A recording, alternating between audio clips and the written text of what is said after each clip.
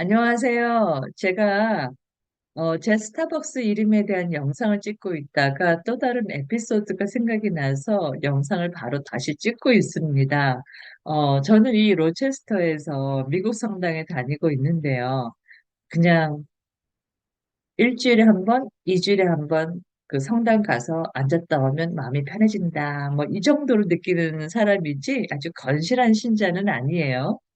제가 로체스터에 온 지 1년인가 2년 차 되었을 때 저희 아버지 기일에 맞춰서 연미사, 위령미사를 올린 적이 있어요.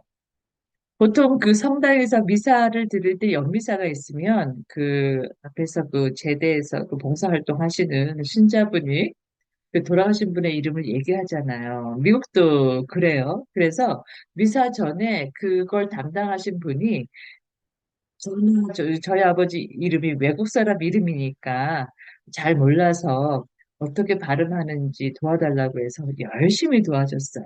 또 그 사람도 열심히 연습을 해서 뭐 발음을 잘 하더라고요. 그리고 나서 이제 미사가 시작이 됐어요.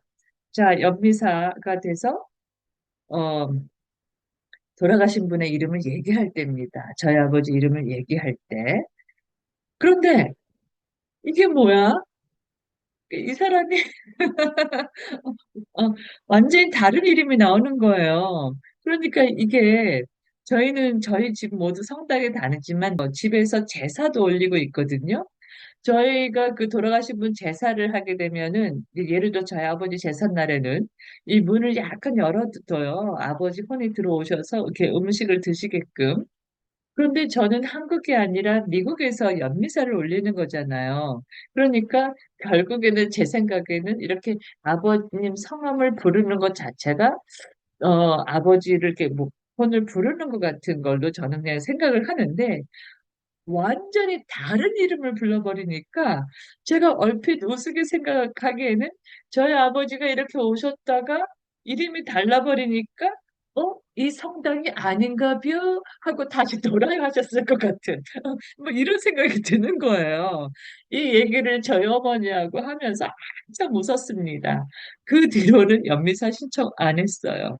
그런데 이게 맞아요. 가능한 얘기예요. 왜냐하면 사실은 연습할 때도 그분이 굉장히 힘들어 하셨거든요.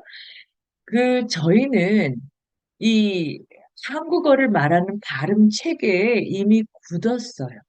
그것처럼 영어를 쓰는 사람들은 영어를 쓰는 발음 체계에 이 모든 것이 굳었어요. 그러니까 특히 이렇게 나이가 든 사람은 젊은 사람보다 이게 더 유연하지가 않아요. 그래서 외국어를 발음하는 것을 힘들어합니다. 저도 미국에 나이가 들어서 왔단 말이에요. 어려서 온 게 아니기 때문에 제가 영어를 발음을 잘 못해서 그 겪은 에피소드들이 굉장히 많습니다. 그래서 이게 가능한 얘기예요. 그러니까 혹시라도 나이가 드셔서 언어를 배우시는데 그게 영어든 어떤 외국어든 이걸 힘들다고 생각하신다면 그게 당연한 거예요. 발음에 관련된 입이나 이 모든 것들이 우리 언어의 발음에 굳혀져 있기 때문에 그래서 새로운 외국어를 배우는 것이 더 힘들 수밖에 없어요. 배우는 건 힘들지는 않겠지만 발음을 그렇게 유연하게 자연스럽게 하기가 힘든 것은 맞습니다. 네, 그러면 오늘 영상은 여기까지. 감사합니다.